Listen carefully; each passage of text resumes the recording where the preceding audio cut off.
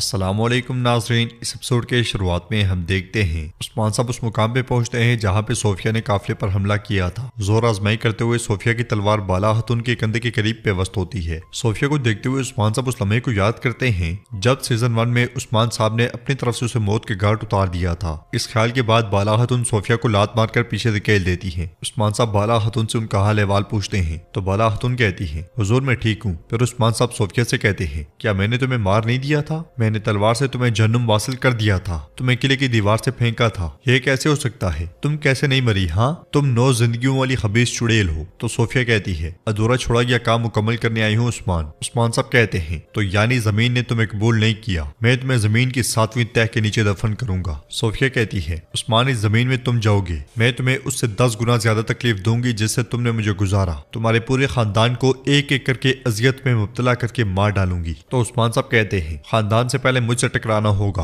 आओ जरा आओ, मेरी तलवार का जायका तुम अच्छे से जानती हो। तो लोकास कहता है, उस्मान ये इतना आसान नहीं होगा, तुम इस बार घुटने टेकोगे। इसके साथ ही वहां लड़ाई शुरू हो जाती है और उस्मान साहब बाज़ंतीनी सिपाहियों को काटने शुरू कर देते हैं। सोफिया बाला हतून के सामने आते हुए कहती है, बाला क्या तुम उस राज के बारे में मुतजस्सिस नहीं हो जो मैं तुम्हें बताने वाली थी? तो बाला हतून कहती है, अपने जहरीले अल्फाज अपने पास रखो चुड़ैल, इस बार तुम ज्यादा नहीं जियोगी। ये सुनते साथ ही सोफिया हमला कर देती है। होलोफिरा और उरहान की तलवार भी जबरदस्त चल रही होती है। जो भी काफिर सामने आता है मारा जाता है। लोकास की तलवार से भी सिपाही शहीद हो रहे होते हैं। सोफिया और बाला हतून एक दूसरे पर ताबड़तोड़ हमले करती हैं। लड़ाई के दौरान सोफिया बाला हतून की बाजू जख्मी कर देती है और कहती है, मैं पहले से ही तुम्हारी जान ले चुकी हूँ मगर तुम्हें खबर ही नहीं। दूसरे हमले में सोफिया उनकी तलवार गिराकर जमीन पे गिरा देती है, मगर जैसे ही बाला हतून पे हमला करती है गोंचा उसका वार रोक लेती है और उन दोनों के दरमियान लड़ाई शुरू हो जाती है। लुकास भागते हुए सोफिया को पकड़ लेता है और कहता है, हमें जाना है सोफिया। तो सोफिया कहती है, लुकास तुम क्या कर रही हो? उनके सिपाही मुसलसल कट रहे होते हैं। तो लुकास कहता है, हमारे फौजी मर रहे हैं, अगर हम रुके तो हम जंग हार जाएंगे।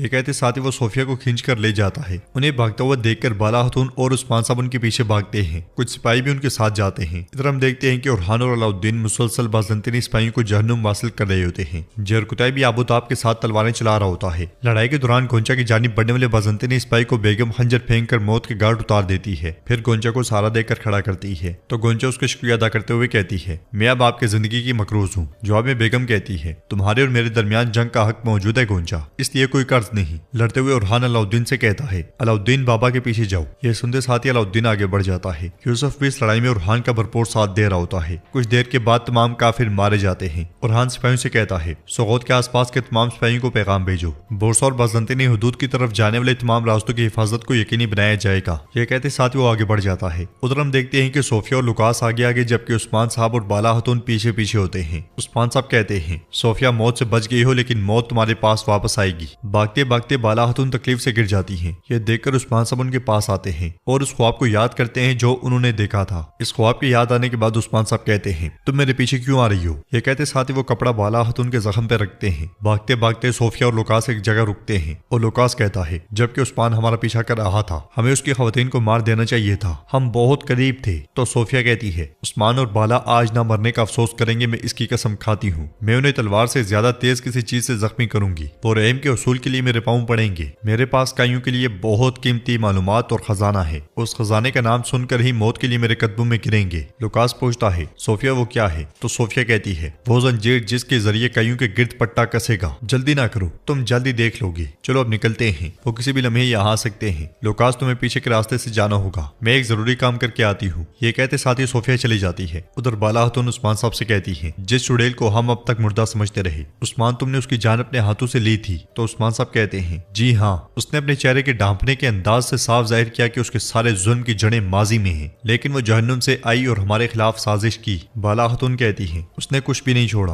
पहले भाई सुंगुर और उसके सिपाही, फिर फातिमा। तो उस्मान साहब कहते हैं, उसके बाद तुम। वो अच्छी तरह जानती है कि अगर वो तुम्हें या मेरी बेटी को छूती है तो मैं उसे तबाह कर दूंगा, लेकिन ये मत भूलना कि वो सिर्फ दुश्मनी नहीं है, अब वो जख्मी कुत्ते की तरह हम पे हमला करेगी। बाला हतून कहती है, चलिए उठे हुजूर, उसकी सांसें रोकें। तो उस्मान साहब कहते हैं, नहीं बाला, पहले अपना जख्म देखो। ठीक हो जाओ, उसके बाद मेरे साथ मिलकर लड़ो, हम उसे उसके खून में गर्क कर देंगे। इसलिए अलाउद्दीन वहां पहुंचता है और बाला खातून के जख्म को देखते हुए कहता है, काफी खून जाया हुआ है, आप कमजोरी महसूस करेंगी, चले चलते हैं। ये कहते साथ वो अपनी माँ को सहारा देकर आगे बढ़ता है। बुरहान उस्मान साहब से कहता है, हमने तमाम सिपाहियों को तो मार डाला मगर उनके मालिकान भाग गए। तो उस्मान साहब कहते हैं, ना वो ना ही उसके इत्तेहादी कारा से, उनमें से कोई भी मेरे गजब से बच नहीं पाएगा, उनमें से कोई भी नहीं। हम जल्दी नहीं करेंगे, पहले अपना मंसूबा बनाएंगे। ये कहते साथ ही उस्मान साहब आगे बढ़ जाते हैं। उधर हम देखते हैं कि काई कबीले के शिफाखाने में तुरान अलबाई को बिस्तर पर लटा देता है। इसलिए में अलबाई की बेटी आयशा वहां आती है और बाबा को जख्मी देखकर बाबा बाबा पुकारने लग जाती है। फिर कहती है, बाबा का खून बह रहा है, बाबा मर रहे हैं। मरे नहीं बाबा।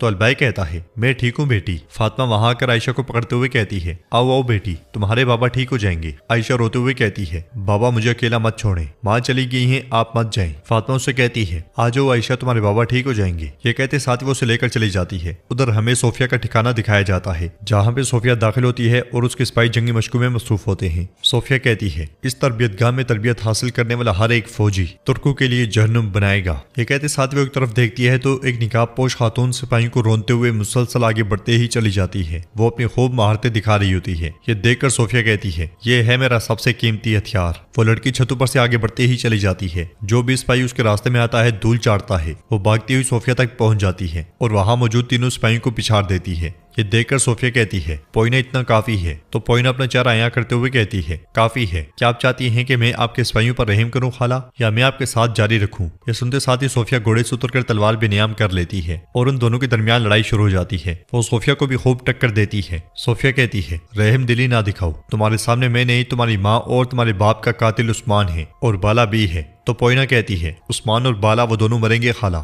ये कहते साथ ही वो फिर से सोफिया पे हमला करती है। उधर सफेद लिबास में मलबूस एक खातून हलीमा की कब्र के पास मौजूद होती है, जिसे देखकर बाला खातून कहती है, खैर होगी इंशाल्लाह। वो आगे बढ़ते हुए उससे पूछती है, तुम कौन हो? तो वो तावीज हलीमा की कब्र पे रखने के बाद आगे बढ़ जाती है। बाला खातून तावीज उठाकर उसे देखते हुए कहती है, ये मेरी हलीमा का तावीज है। वो कब्र पे मटका रखती है तो वो गिर जाता है और कुछ ही देर के बाद कब्र से पौधा निकलता है। ये देखकर बाला खातून हैरान परेशान हो जाती है और उस घुंघराले बालों वाली लड़की की जानिब देखते हुए कहती हैं, हलीमा तुम रुको, मैं आ गई हूँ बेटी। ये कहते साथ ही वो उसके पीछे पीछे जाती हैं और मजीद कहती हैं, रुको, अपनी माँ को छोड़कर मत जाओ, एक बार मुझे अपना चेहरा देखने दो। वो उसे पीछे मोड़ने ही लगती हैं कि उनकी आंख खुल जाती है। वो जख्मी हालत में घोड़ा गाड़ी पर होती हैं और उस्मान साहब उन्हें लेकर कबीले की जानिब रवां दवा होते हैं। उस्मान साहब उनसे पूछते हैं, क्या हुआ बाला? तो बाला खातून कहती है, मैं ठीक हूँ, मैंने एक ख्वाब देखा। इसके साथ ही वो सब आगे बढ़ जाते हैं और नाजरीन एपिसोड भी इख्तिताम पजीर होती है। अगर आपको ये वीडियो पसंद आए तो वीडियो को लाइक कर दें, चैनल को सब्सक्राइब नहीं किया हुआ तो सब्सक्राइब करने के साथ साथ घंटी वाले आइकन को दबाना मत भूलें। इंशाल्लाह मिलते हैं नेक्स्ट वीडियो में, तब तक के लिए